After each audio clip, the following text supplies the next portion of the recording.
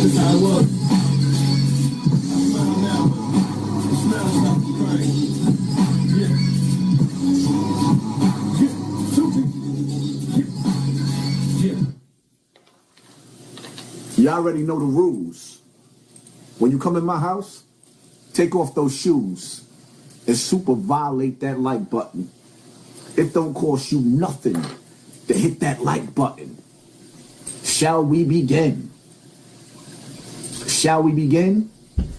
Because I'm going to tell you right now, at some point in time, they're going to drop the big one. They're going to shake this earth. They're going to shake this earth. The mission is to reduce the population down to 10%. That's basically getting rid of 7 billion people. You do the math.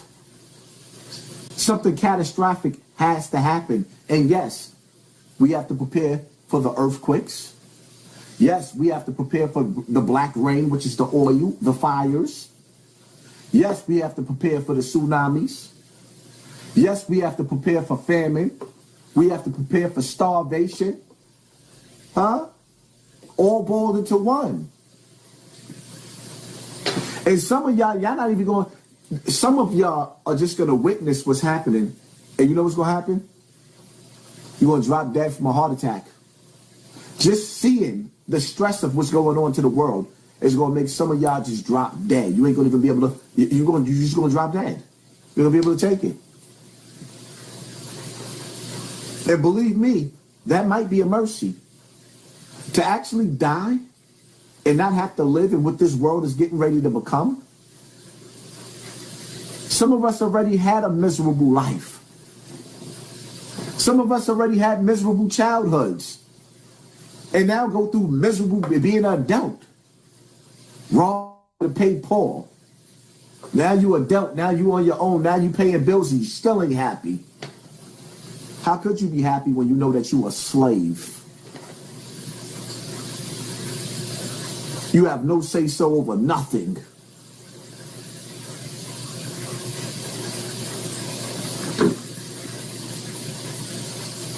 We ain't living in the matrix, we living in hell. While 50 Cent is beefing with Mano, this is what the white people talking about.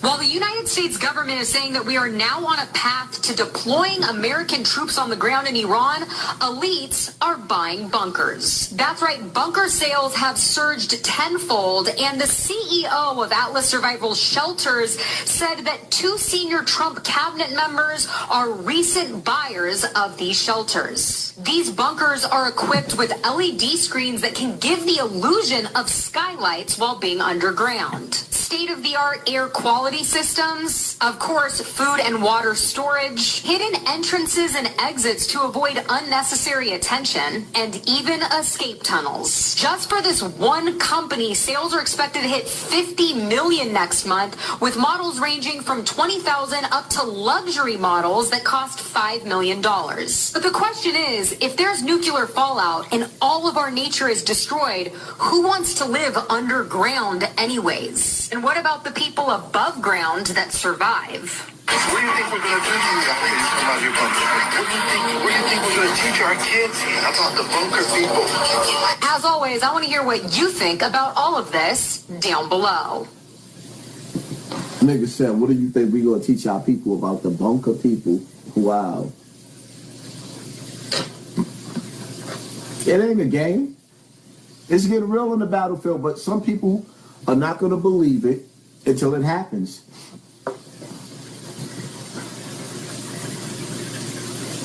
Chuck and Job TV, let me get some of that money, Haas. Good.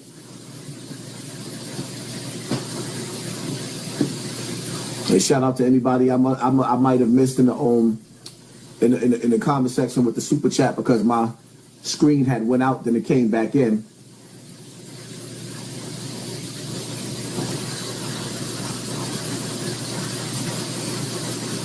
Show love, Michael May forever on the check-in. True hello of a fame Bill. Thank you for sponsoring this war. Yes, stand your ground. Not only stand your ground, but y'all better get gripped up.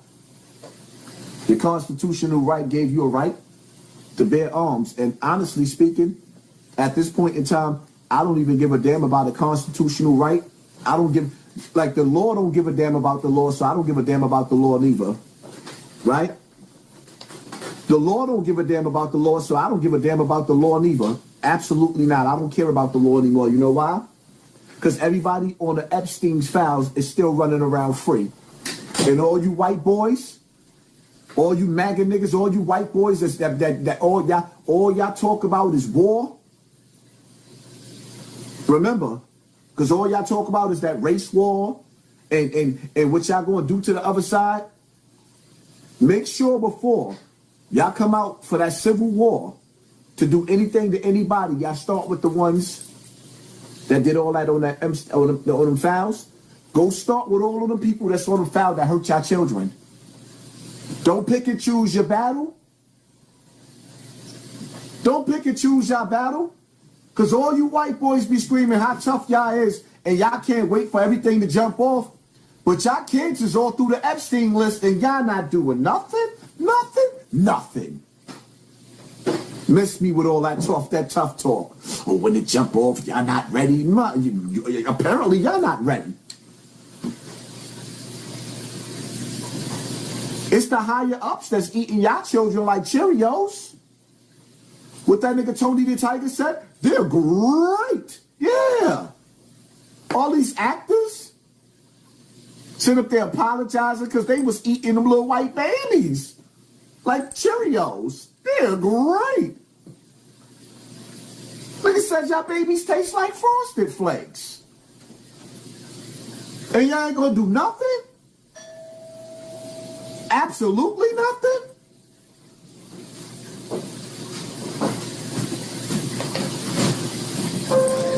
Y'all playing yourself. Right. Go on. Back in 2010, there was a man who said he had gotten on the inside with the globalists, the whatever you want to call them, the people who mostly control a lot of the world. And here's what he had to say about what he learned. The first thing that he heard was they were talking about the fact that Israel didn't look as if it was getting prepared to attack Iran anytime soon. This was a problem. Even back in June 2005, they were apparently concerned that what it was that was planned on some kind of a timeline wasn't rolling out according to schedule. They were in a hurry, and this is important to understand. They were in a rush. It starts with Israel attacking Iran. The plan is for either Iran or for China to retaliate after Iran is struck with a nuclear weapon. At that point, there will be a limited nuclear exchange in the Middle East, followed by a ceasefire. He heard this being planned in this meeting. This is being choreographed.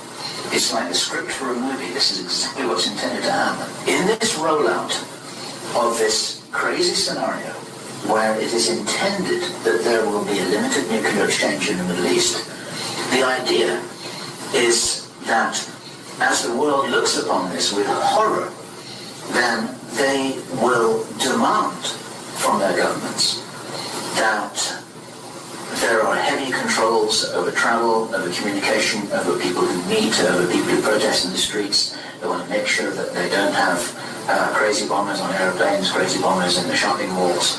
They want to make sure, and because people will be driven into fear by this, they'll request and demand and insist on heavy controls from their governments, which will be justified.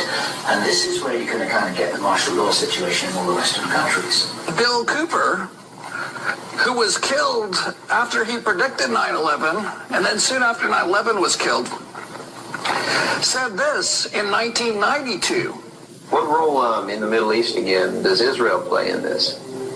Israel was created as the instrument to bring about the Battle of Armageddon and the fulfillment of prophecy, a war that would be so terrible, where nuclear weapons would be used, so that the American citizens and the other people in the world will get down on their knees and beg for no more war. And what is the answer to that? They're going to be told the only way we can guarantee no more war is if we destroy the sovereignty of nations and we come together as one humanity in a one world government. Right.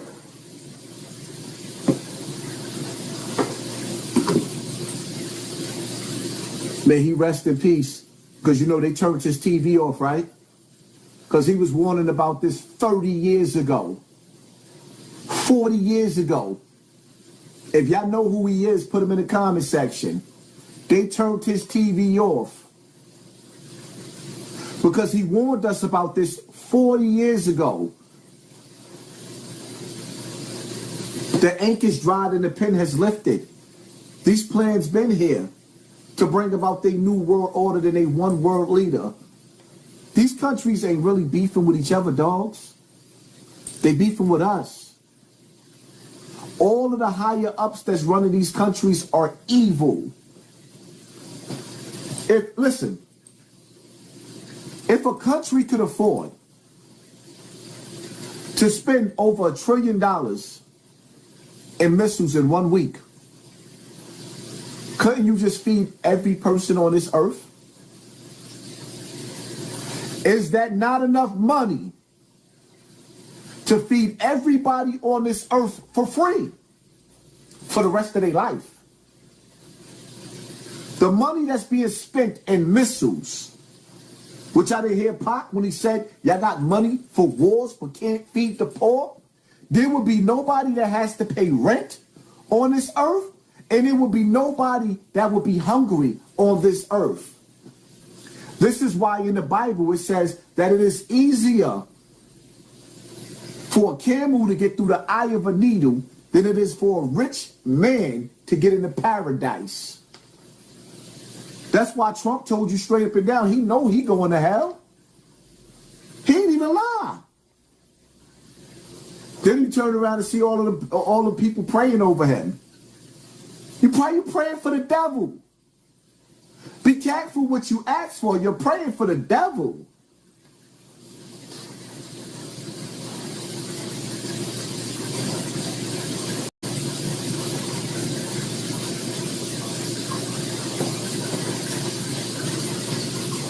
Now that the nuclear power play is heating up, it makes sense that Donald Trump would be pulling American forces away from Iran because there are nuclear submarines. Russia and China have nuclear submarines in the Arctic ready to strike America because they know Donald Trump's plan is to drop a nuclear weapon on Iran. This is about to kick off something extremely dangerous. And we're looking at as soon as the American military can get out of the region, we're looking at probably 4 days until they get out of harm's way of nuclear weapons. Donald Trump and Hegseth will probably try to start with tactical nuclear weapons on Iran first.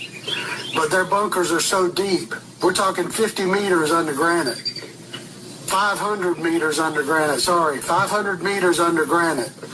There's no way that tactical nuclear weapons can reach anything like that. Even a conventional nuclear weapon can't. But their plan is to completely kill all Iranian people. Lindsey Graham came out today and said that America is going to flatten Iran. So that's their plan. They're getting the American military out of the way. They're calling the American military home. Donald Trump is calling it a truce, but what it is to get the American military out of the way so that they can drop nuclear weapons on Iran. And China and Russia are in the Arctic with nuclear subs ready to retaliate. This is what's coming. This is what Donald Trump has gotten us into. God loves you. I love you. Niggas think it's a game. Everybody sees it. What good is money gonna be if you ain't got nowhere to spend it? What good is money gonna be when the value of $1 in every other country is worth nothing? That's why you will own nothing to be happy if you were able to get anything. Because the world as you know it, I mean, again, they took the seeds out of the fruit. Bill Gates and the rest of his evil army, they took the seeds out of the fruits.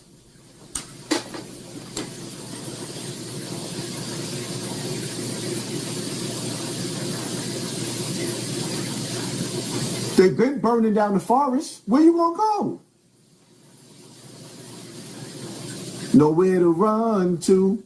Soon as you think that you're gonna retreat to the forest and go back to nature, other governments have bought in the farmland in the forest in America. So now you on private property. There is nowhere for you to run. The only place you can stay is in the rubble.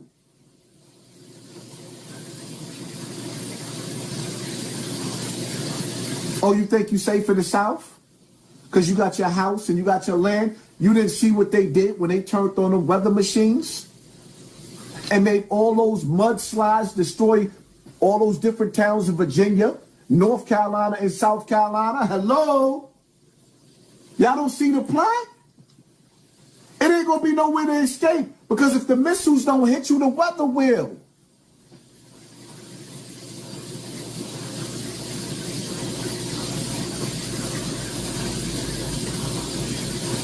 New York is about to be in trouble.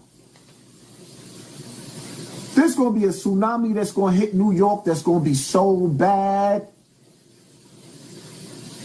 Y'all can see it on the money. When you fold the money up, you see we've been studying that. Oh, that's a conspiracy. No, it ain't. The Illuminati deal with symbols. They don't care if you know now, because it's too late.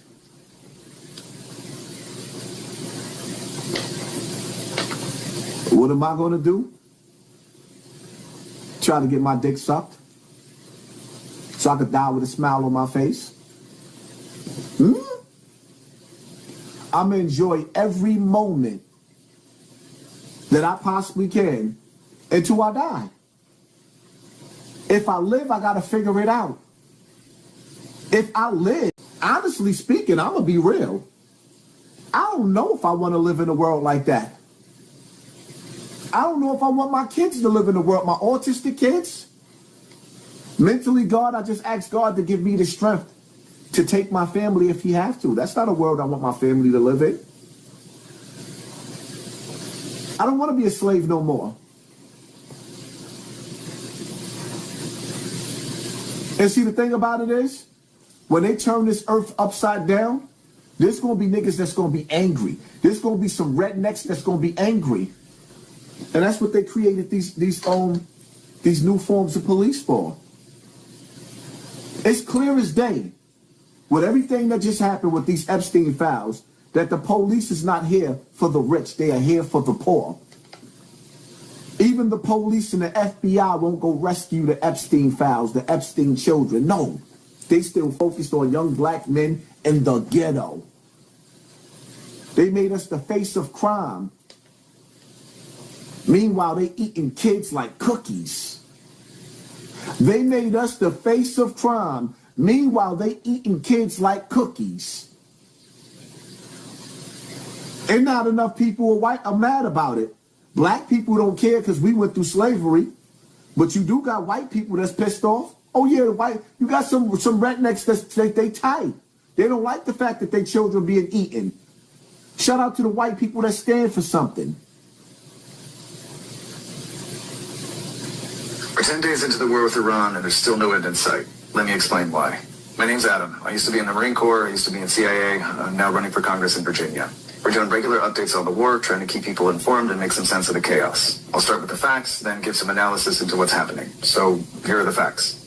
For the first time, Israel struck oil depots in Iran and set fire to homes and other buildings in Tehran. The Israelis hit Tehran's international airport, and the Iranians struck Kuwait International Airport.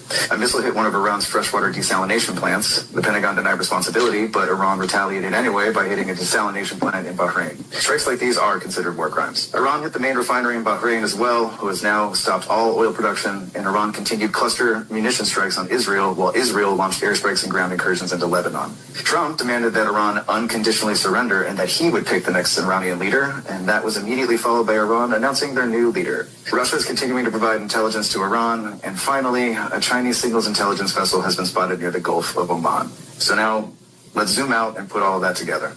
The U.S. and Israel have air superiority in the war, so Iran is adapting on the battlefield. The regime is using advanced missile systems to attack Israel, while relying on cheap drones to expand the war and target infrastructure in neighboring countries. Analysts have fancy terms for this kind of strategy, counter-value targeting or asymmetric attrition. Whatever the term, the outcome's the same. By raising the economic cost for the U.S. and its Gulf partners, Iran is putting pressure on the U.S. to look for an off-ramp and return to negotiations. Iranian Shahed drones cost roughly $20 to $50K to manufacture. That's the cost of a Kia Sorento, while U.S. interceptors cost around $4 to $6 million each. You don't need a PhD in economics to do the math, and whoever has the greater number will determine the course of this kind of war. Couple that with the fact that the regime just elected a new supreme leader, the hardliner son of the former Ayatollah, and that's Iran signaling that the regime will in fact not unconditionally surrender. Trump's demand was nonsensical in the first place because unconditional surrender would require a full occupation and a transitional government. Neither of those things are likely right now, so de-escalation remains impossible. But let's also talk about the global implications. The Russians and Iranians have a strategic partnership treaty. They also share drone and missile tech. And the Russians now are more incentivized than ever to cooperate with the Iranian regime. They want to get even for what we did in Ukraine. We gave intel to the Ukrainians to target Russia, and Russia's giving intel to the Iranians to target us. Supporting the Iranians also draws focus away from Russia and Europe and distracts the U.S. from our broader NATO responsibilities. China also has a cooperation agreement with Iran. Now they're parking an advanced spy ship right off the Gulf. That ship is one of the most advanced collection platforms in the world, and we should assume they're sharing that collection with the Iranians. And while they may be sitting the fight out on the sidelines, China is definitely collecting and studying our tactics and capabilities in real time. That'll be useful information for the Chinese to use against the U.S. forces should they ever decide to invade Taiwan. And that is how multiple conflicts converge into one. That's always the risk with wars of this scale. And it's even more of a risk when those wars are led by incompetents, billionaires, and a president who couldn't find Iran on a map but knows the exact geo-coordinates of Epstein's Island.